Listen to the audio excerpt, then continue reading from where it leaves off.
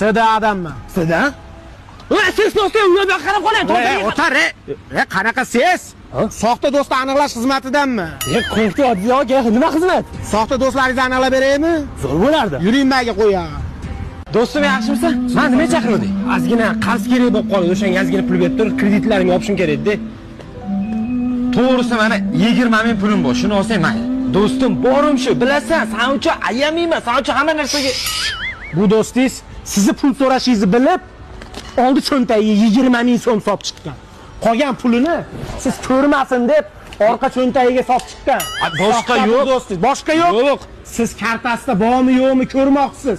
Lekin kartadagi pulini naq qilib